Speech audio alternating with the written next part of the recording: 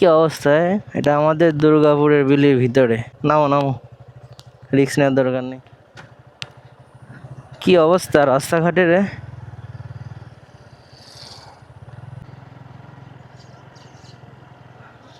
সবাই নামছে কেন ভ্যান থেকে? হ্যাঁ, এই অবস্থা তো খারাপ। কি অবস্থায়,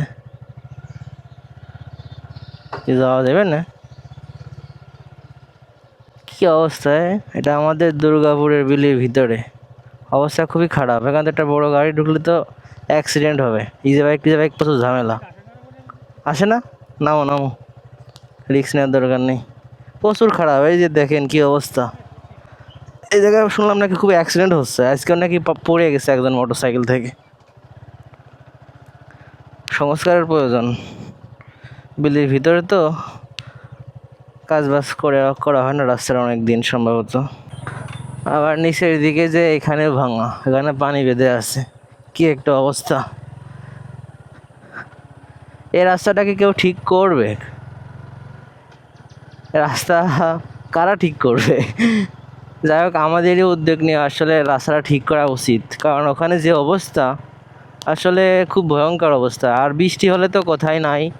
বৃষ্টি হলে যে কোনো গাড়ি যায় আর কি অসুবিধা। মোটর সাইকেল, ভ্যান একটা আসলো, দেখলেন তো সবাই, যে যাত্রী নামাই দিয়ে আর কি তারপরে আসতে হলো।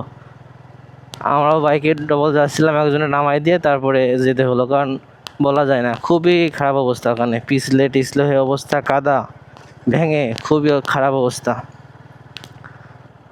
এই কাজগুলো আমাদেরই ঠিক করতে হবে নাকি প্রশাসনের লোকজন দেখবে, সেটা তো বলা যাচ্ছে না।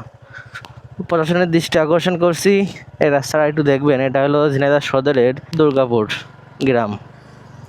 খুবই খারাপ অবস্থা মাঠের ভিতরে, বিশেষ করে ইজি বাইক নাকি চলাচল করতে পারছে না এখন আর এখানেও ভাঙা, খুবই খারাপ অবস্থা। ওই সাইডটাই বেশি ভাঙা। ওখানে প্রশাসনের দৃষ্টি আকর্ষণ করছি যে আপনারা একটু দেখবেন, এইটা দেখে একটু সংস্কারের ব্যবস্থা করে দিবেন, যাতে লোকজনের একটু সুবিধা হয়।